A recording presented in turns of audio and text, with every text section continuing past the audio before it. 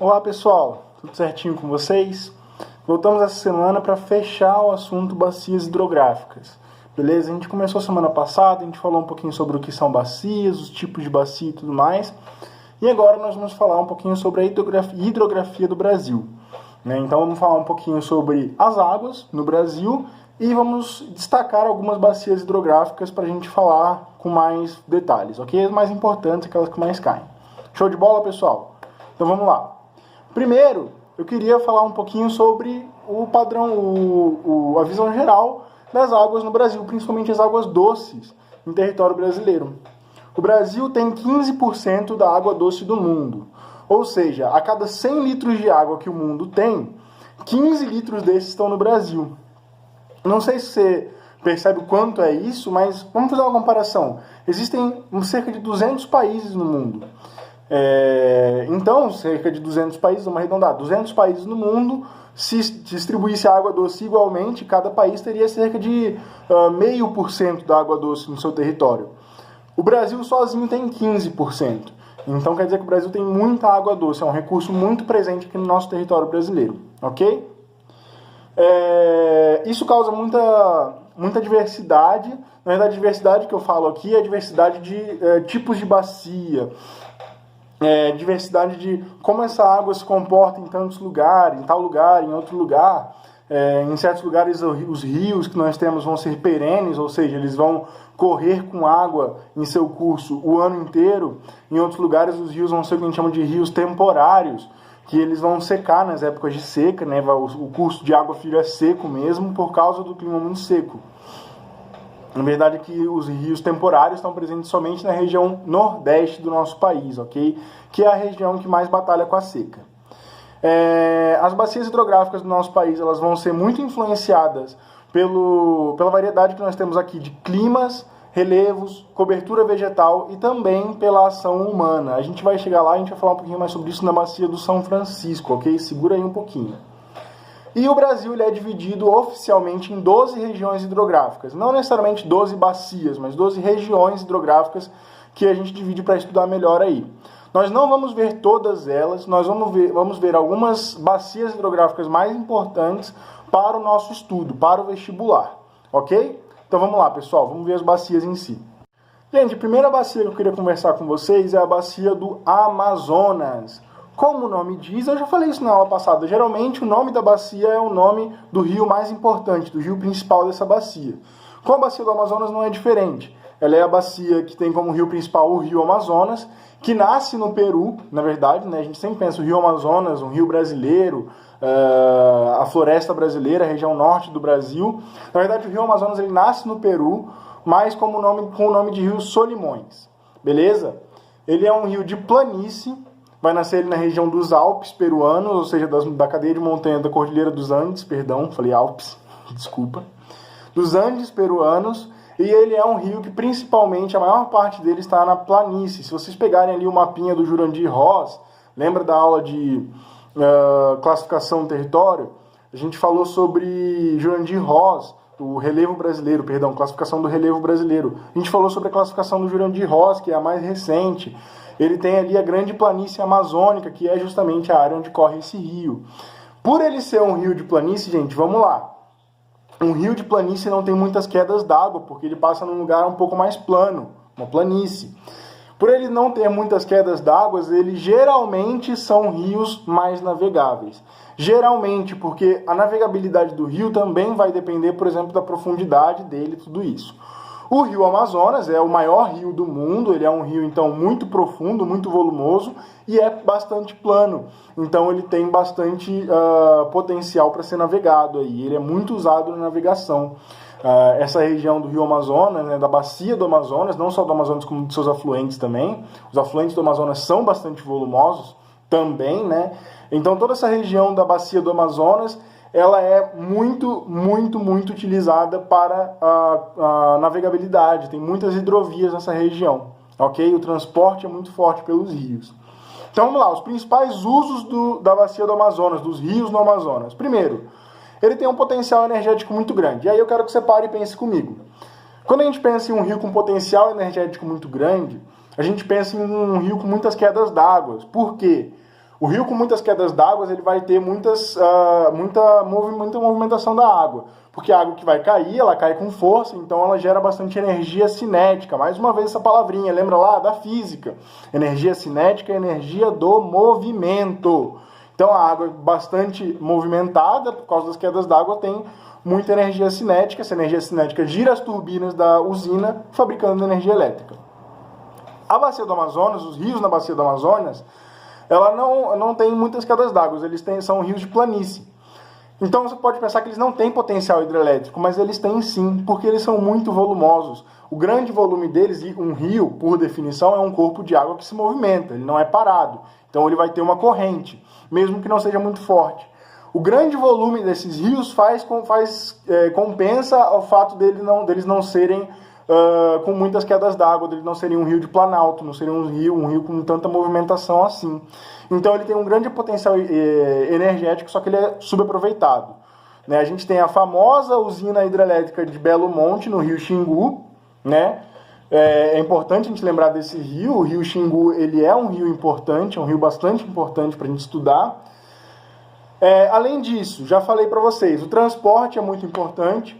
A agricultura nessa região é muito importante, a presença dessa bacia hidrográfica, porque tem muita água. Se tem muita água, eu posso usar essa água para abastecer muitas produções agrícolas locais, muitas produções agrícolas na região, né, que essa água não vai fazer falta, vamos falar assim, para o rio, porque é muito volumoso, tanto o rio Amazonas quanto os seus afluentes. E também para a pesca. E aí, de novo, pelos rios serem muito volumosos, muito grandes, eles têm bastante, vamos dizer assim, espaço, né? E esse espaço, não só por isso, mas, obviamente, né, são rios, então tem uma oferta de água muito grande. Mas você tem também toda uma sequência de fatores que levam os rios na região do Amazonas a terem uma biodiversidade muito grande, muito rica. Então isso faz com que tenhamos muitos peixes na região, de até médio, grande porte, que favorecem a pesca. Então a pesca nessa região é muito importante. Né? Os povos dessa região, as populações que ali habitam, têm na sua dieta muito forte a coisa do peixe, se alimentar muito de peixe, porque a pesca nos rios é muito, muito, muito forte. Ok? O rio Amazonas é o maior do mundo, tanto em volume quanto em extensão, ou seja, é o rio que mais tem água, é o rio mais longo também do mundo. E, como eu falei, ele nasce lá nos Andes, na Cordilheira dos Andes, então ele é de origem nival. A neve que vai derretendo lá do topo da cordilheira vai formando um córregozinho que, com o passar do tempo, vai virar o rio Amazonas. A imagem que tem aí do lado é da formação do Amazonas, tá, pessoal? É a formação do Amazonas, o encontro do Rio Negro, que é esse de águas mais escuras, como o nome já diz, e do Rio Solimões, que tem as águas mais turvas, como a gente pode ver aí. Não quer dizer que ele está sujo não, tá, gente? Esse é o estado natural dele mesmo. É o encontro das águas do Rio Negro e Solimões, que é até uma coisa turística, né? Tem até aquela dupla de sertanejo famosa, Rio Negro e Solimões, né? Aqui a gente está falando dos rios mesmo, dos corpos hídricos. É bem famoso, é bem turístico esse encontro das águas, que é bem bonito, né? É bem curioso que elas não se misturam logo que elas se encontram, ok? Então vamos lá, pessoal. A segunda bacia que eu quero conversar com vocês é a bacia do Rio São Francisco, a bacia do São Francisco, que tem como rio principal o Rio São Francisco. Esse rio ele nasce lá em Minas Gerais, mas antes de eu falar da característica do relevo nele, eu quero falar sobre uma importância muito grande que ele tem para a questão nacional, para a questão socioeconômica nacional. Ele é chamado, inclusive, de o Rio da Integração Nacional. Por quê? Ele sai de Minas Gerais, né, no sudeste brasileiro, e ele vai até desaguar lá no litoral nordestino. Então ele passa por uma grande parte do território brasileiro. E mais importante do que isso, ele passa pelo sertão semiárido do Nordeste brasileiro. Isso é muito importante. O Rio São Francisco, passando pelo sertão semiárido, quer dizer que ele pode ser uma fonte de água para aquelas pessoas que sofrem com a seca. Aquelas pessoas que acabam passando sede, que não tem como dar água ao seu gado ou irrigar suas plantações. Então esse rio ele é muito importante por isso. Ok? A gente vai falar um pouquinho mais sobre essa questão do sertão nordestino e o Rio São Francisco. Vamos lá. Ele já é um rio de planalto, então ele já é um rio que não é tão navegável. Tem trechos dele em que você consegue sim fazer a navegação, mas não é tão importante isso. E ele tem os principais usos dele são para geração de energia.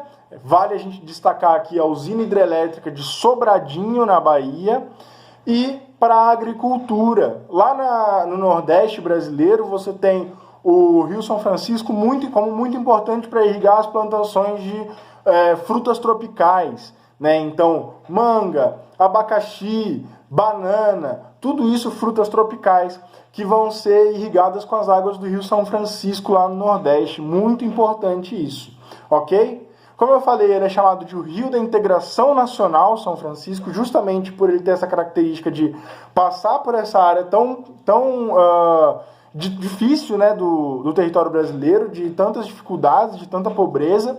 Justamente a pobreza vem muito da seca. E ele tem uma questão muito importante, que é uma obra que já está há algum tempo aí, né, sendo feita, uma obra já bastante antiga. Nós tivemos recentemente algumas notícias dessa obra. Um trecho ficou pronto, aí agora parece que estourou a tubulação de um outro trecho. Então a gente tem aí várias coisas acontecendo, que é a obra de transposição do Rio São Francisco. O que é a transposição do Rio São Francisco? Bom, ele tem o curso dele, que passa ali por uma parte do sertão semiárido e depois volta para o litoral nordestino para desaguar no mar. Ele não vai até muitas partes do sertão semiárido, ele passa de passagem ali pelo sertão semiárido. Mas o que o governo pensou, né? Foi em 2004, isso no governo do presidente Lula. O governo pensou assim: nós já temos um rio muito volumoso, muito importante, passando pelo sertão brasileiro. Se a gente abrir caminhos para esse rio, para a água dele entrar para outras áreas do sertão, a gente pode resolver, ou pelo menos amenizar muito o problema da seca.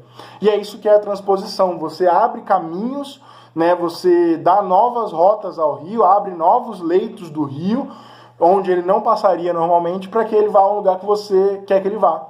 No caso, a gente abre caminhos para o rio entrar no sertão nordestino e abastecer essas populações que sofrem com a seca. Ok, pessoal? Então isso que é a transposição do São Francisco. É uma obra que está bastante avançada, mas já está bastante atrasada também. Porque ela está quase terminando, mas já era para estar terminada há muito tempo. É uma obra que sofreu muito com atrasos e problemas na construção e tudo mais. Mas é super importante para tentar mitigar esse problema da seca no Nordeste. Show, pessoal? Então falamos do Rio São Francisco, o Velho Chico, o Rio da Integração Nacional.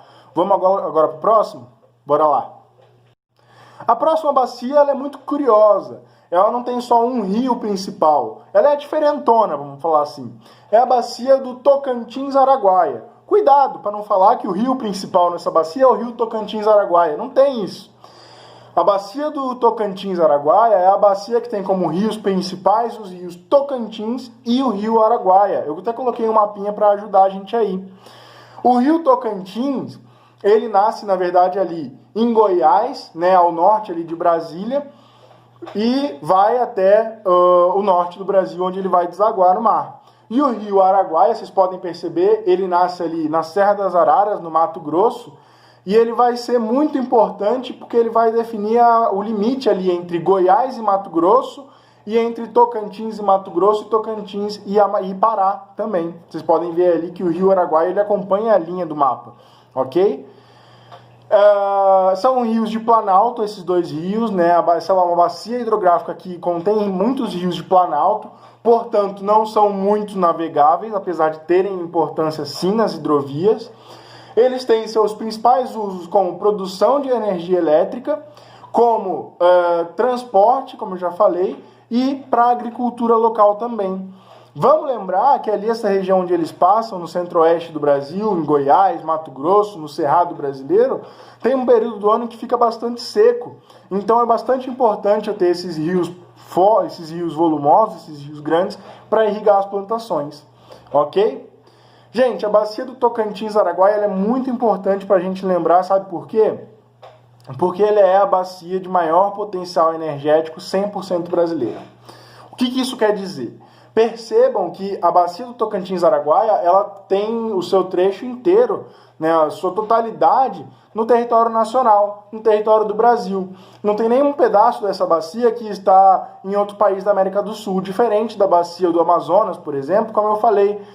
Tem um bom pedaço no Peru, em outros países da América Latina também.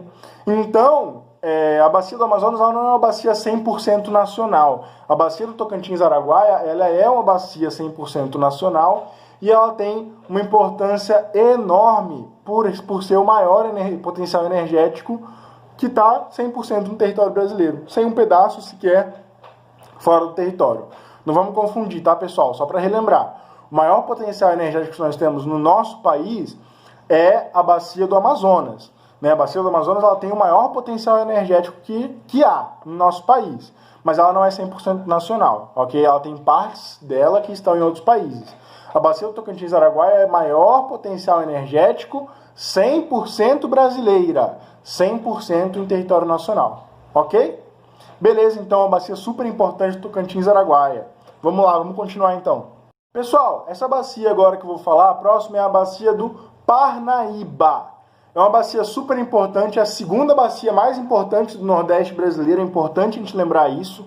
No Nordeste brasileiro nós temos a bacia do São Francisco, que é a mais importante, por causa da questão da integração nacional, por causa da irrigação da fruticultura tropical e por causa também da produção de energia elétrica. Então é uma bacia super importante para esses três fatores.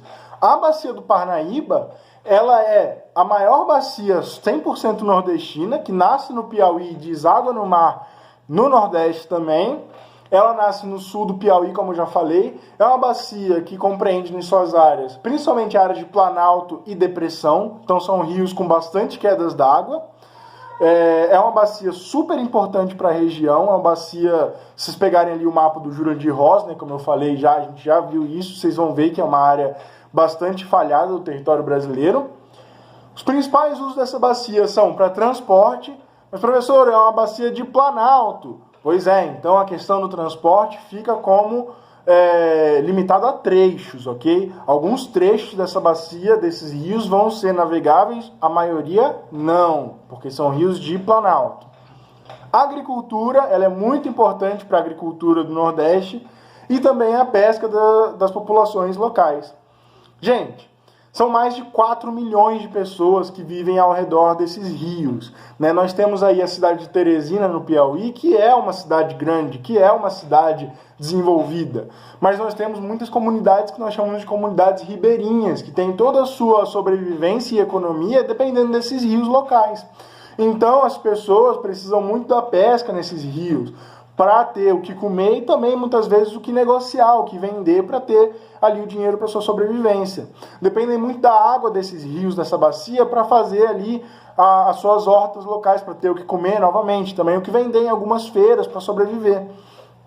Então é uma bacia muito importante, não só pelo volume de água, mas também por causa do grande volume de pessoas que vivem ao redor dessa bacia. Não só as pessoas que vivem em cidades mais desenvolvidas, mas pessoas que vivem em comunidades menores, como comunidades ribeirinhas, por exemplo. Ok? Então vamos passar para a próxima aí, pessoal. Pessoal, em teoria, essa aqui é a última bacia que eu quero falar com vocês hoje. Só que sempre tem que ter um truque. A última bacia que eu quero falar com vocês hoje é a bacia da Platina. A bacia da Platina é dividida em 3 bacias, então a gente tem mais 3 para cobrir aí, ok? Mas vamos lá. A bacia da Platina ela é uma macrobacia, podemos falar assim, formada pela bacia do Paraná, a do Paraguai e a do Uruguai. A primeira que a gente vai falar é a bacia do Paraná. Quero que vocês deem uma olhada antes de tudo aí nesse mapa que eu trouxe aí para vocês, para mostrar como que essa bacia ela é importante para a região onde a gente vive. Sabe lá o rio Tietê que você passa quando você está indo para São Paulo? Sabe lá o rio Tietê que passa por Barra Bonita, aí pertinho de Bauru? O rio Tietê que passa, que é tão importante para o estado paulista, para São Paulo. A maioria dos rios em São Paulo que nós temos acabam de alguma maneira desaguando no Tietê. O rio Tietê, ele faz parte dessa bacia do Paraná, beleza? Então o rio principal dessa bacia vai ser o rio Paraná-Avá. Pois é, o rio Paraná, que se forma ali entre Minas Gerais e São Paulo, pelo encontro dos rios Parnaíba, e o Rio Grande. Não vamos confundir, gente. O rio Parnaíba é lá no Nordeste. Não façam igual o seu professor, não confundam, beleza? Paranaíba. É fácil de lembrar. O rio Paraná vem do rio Paranaíba, ok? Então, o encontro dos rios Paranaíba e do Rio Grande que mais tarde vão receber as águas do rio Tietê, que é um importante afluente do rio Paraná. Então, beleza. É um rio de planalto, são rios de planalto que nós temos nessa região, então com muitas quedas d'água. E os principais usos que nós temos são transporte, presta atenção, rios de planalto, o transporte fica limitado a alguns trechos. Inclusive, nós temos um sistema de eclusas nessa bacia. O que é um sistema de eclusas? É um sistema de elevador, basicamente. O barco entra num local, você fecha a porta aqui, o barco fica preso num cubículo aqui de água. Aí o barco, por exemplo, está na parte mais baixa do rio. O rio aqui é mais alto, aqui é mais baixo. O barco entra aqui, você começa a jogar um monte de água aqui no cubículo que o barco está preso. Essa água vai se acumulando, vai juntando, o barco sobe e aí você abre essa porta aqui e o barco vai embora. Mesma coisa para descer, o barco vem da parte mais alta, você fecha a porta aqui, vai drenando a água, o barco vai descendo. Então temos as eclusas de Barra Bonita, muito importantes, muito conhecidas na região, que são aí até um ponto turístico, questão de Barra Bonita. Beleza, pessoal? Então nós temos aí a navegação, muito importante nesse rio, mas limitada a trechos, e alguns trechos onde não seria possível pelas quedas d'água, pela diferença de nível do rio, nós fazemos as eclusas. Eclusa nada mais é do que um elevador para barco, ok? Quando a gente fala de transporte na bacia do Paraná, a gente precisa falar da hidrovia Tietê-Paraná. Por quê? A hidrovia Tietê-Paraná, ela consegue levar produtos, mercadorias, pelo rio Tietê até o rio Paraná. Ah, vá, é sério? É sério. E eu quero que vocês prestem atenção ali embaixo do mapa, ali onde o rio Paraná vai acabando ali no mapa, não vai dando mais para ver ele, tem uma linha ali preta. É a divisa do Brasil com outros países, é a divisa do Brasil com seus vizinhos. Então é muito importante isso, porque a partir da hidrovia Tietê-Paraná você consegue botar mercadoria no rio Tietê que vai chegar em outros países da América do Sul, mais precisamente em outros países do Mercosul, o mercado, o bloco econômico em que nosso país se encontra, que é tão importante para nós fazermos nossas trocas comerciais. Então essa bacia hidrográfica, apesar de ser em rio de planalto, apesar de terem um transporte complicado, ela acaba sendo bastante importante por causa da hidrovia Tietê-Paraná. Por isso que eu gastei até bastante tempo falando disso. Vamos lá, pessoal. A gente tem também a questão da agricultura nessa região aí, principalmente na margem direita do rio Paraná. Nós temos o centro-oeste brasileiro, ali você pode ver Campo Grande. Então, nessa margem do rio, nós temos ali o centro-oeste brasileiro, que é muito forte na produção de soja. Então, as águas do rio Paraná vão ser muito importantes para abastecer a produção de soja no centro-oeste brasileiro também. Lá no final do nosso rio Paraná, do nosso queridíssimo rio Paraná, nós ainda vamos ter a famosa hidrelétrica de Itaipu. A hidrelétrica de Itaipu, que por muito tempo foi a maior hidrelétrica do mundo, agora perdemos esse posto para uma hidrelétrica da China, ela não é totalmente brasileira. Então, inclusive, o nome dela é Itaipu Binacional. Dois nacional, países. Dois países comandam Itaipu, Brasil e o Paraguai. Como é que funciona isso? 50% da energia elétrica que é produzida em Itaipu vai para o Brasil. Os outros 50% vão para o Paraguai. Professor, o Paraguai usa os 50% deles? Muitas vezes não. E aí o que eles fazem? Eles vendem para o próprio Brasil. Ah, professor, mas aí não é injusto? Não era melhor a gente ficar com uma parte maior? Não, porque o Paraguai ele ajuda a administrar essa hidrelétrica junto. Ele tem 50% dos gastos, 50% da responsabilidade é paraguaia. Então, 50% da energia também é. E se a gente quiser usar a energia que eles não estão usando, a gente tem que comprar deles, porque eles que produzem também. Ok?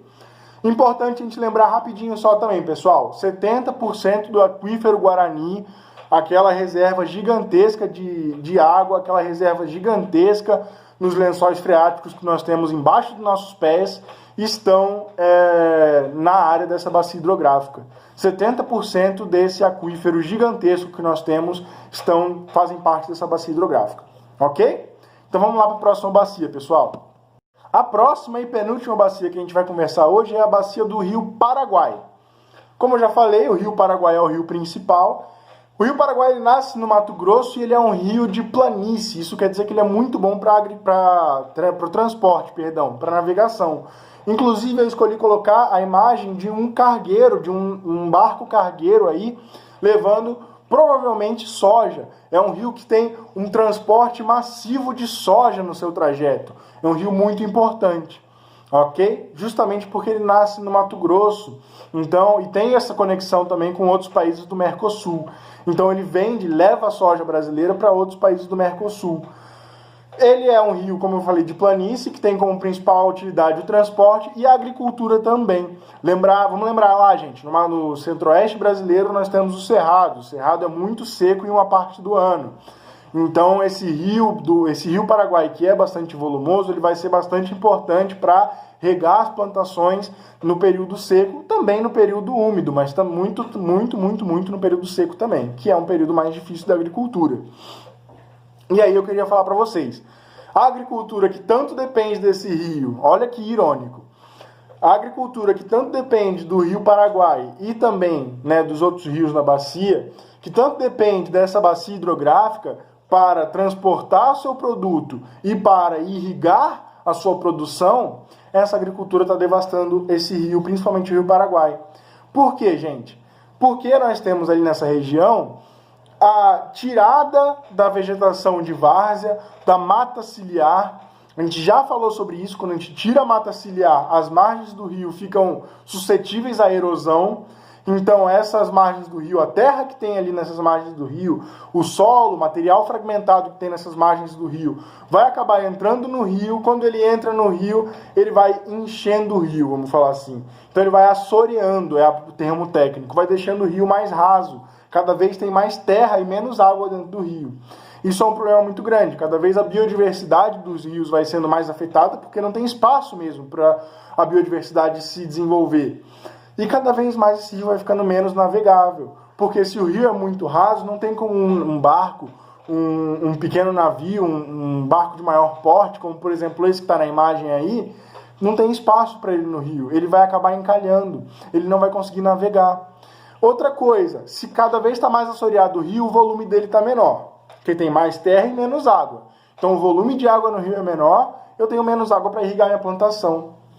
Então a agricultura nessa região, o agronegócio sem freio, ele está causando danos ao rio Paraguai, danos ao meio ambiente local, e isso acaba voltando para ele mesmo. O próprio agronegócio vai sentir esses danos a médio e longo prazo. Ok, pessoal? Então a gente tem que tomar muito cuidado também quando a gente falar dessa importância dos rios para a agricultura. A agricultura, obviamente, tem que ser feita, é uma atividade importante, uma atividade econômica muito importante para o nosso país. Sem agricultura a gente não seria nada hoje. Ainda hoje, né? No passado já foi mais importante, hoje ainda é muito. Mas a gente precisa ter muito cuidado também, porque às vezes, além das questões ambientais que vão diminuir a nossa qualidade de vida, que podem ceifar algumas vidas, infelizmente, a questão ambiental pode atingir a própria agricultura. E aí a gente tenta buscando lucro de qualquer jeito, de qualquer modo, a gente acaba tendo menos dinheiro, menos lucro, menos potencial de enriquecer a médio e longo prazo. Ok? Então, só para a gente falar um pouquinho também dos impactos ambientais na bacia do Paraguai causados pela plantação de soja. Show, pessoal? Então vamos lá para a bacia do Uruguai e fechar a aula de hoje. A última bacia que eu queria falar com vocês é a bacia do rio Uruguai. O rio Uruguai ele nasce da união dos rios Canoas e Peixes, que são catarinenses de Santa Catarina, vocês podem ver aí no mapa, e do rio com o rio Pelotas, que é um rio gaúcho, do Rio Grande do Sul. Nós temos a cidade de Pelotas, no Rio Grande do Sul. Nós temos o time de futebol Brasil de Pelotas, que se não me engano está na Série B do Brasileiro, no Rio Grande do Sul. Então é um rio muito importante também. Esses três rios são rios importantes. Eu daria mais ênfase ainda para o rio Canoas e para o rio Pelotas. São os dois rios mais importantes aí, tirando o rio Uruguai dessa bacia. São rios principalmente de planalto, então são rios que vão ter dificuldade para ter o transporte no seu curso, mas vão ter em alguns trechos o transporte feito sim, ok? Nos trechos mais planos, nos trechos com menos quedas d'água, né? Eles vão ser usados, como eu falei, para transportes em alguns trechos, para agricultura com muita importância, agricultura no sul do Brasil e também em outros países como Argentina e Uruguai, vai ser muito importante, porque esses rios vão ser muito importantes para esses fatores e para a produção de energia elétrica também, ok?